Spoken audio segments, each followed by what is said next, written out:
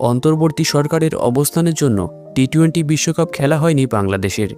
তার আগে ভারতীয় ক্রিকেট বোর্ডের সিদ্ধান্তে কেকেআরের হয়ে আইপিএল খেলার আশা শেষ হয়ে যায় মুস্তাফিজুর রহমানের। এবার পাকিস্তান সুপার লিগ খেলার সুযোগও হাতছাড়া হতে পারে বাংলাদেশের ক্রিকেটারদের।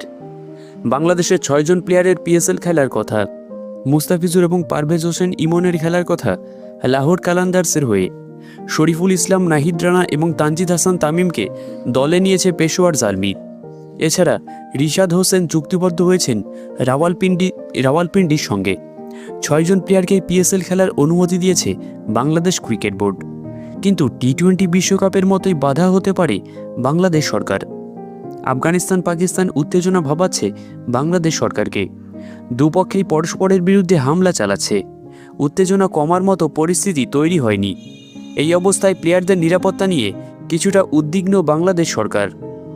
নাজমুল আবেদিন বলেছেন, চূড়ান্ত সিদ্ধান্ত নেওয়ার আগে সরকারের অনুমতি নিতে হবে। একটি ক্রিকেট ওয়েবসাইটকে আবেদিন বলেছেন, প্লেয়ারদের পিএসএল খেলতে পাঠানোর আগে আমাদের অবশ্যই সরকারের অনুমতি নিতে হবে।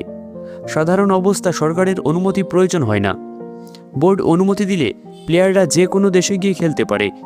কিন্তু পাকিস্তানের পরিস্থিতি এখন স্বাভাবিক নয়, তাই আমরা কিছুটা উদ্বিগ্ন এবং সরকারের পরামর্শ প্রয়োজন।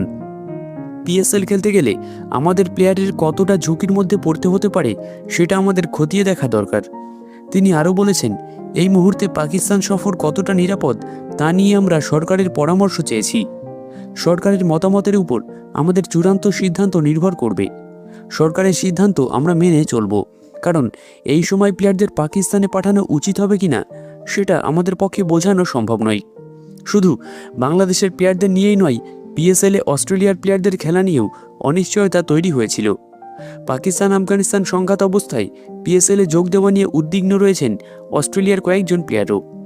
ক্রিকেট অস্ট্রেলিয়া অবশ্য জানিয়ে দিয়েছে, প্লেয়ারদের যে পিএসএল খেলার ছাড়পত্র তোমাদের দিয়ে দেওয়া হলো, তবে পাকিস্তান সফরের বিষয়টি ক্রিকেটারদের ব্যক্তিগত সিদ্ধান্তের উপর ছেড়ে দেওয়া হয়েছে।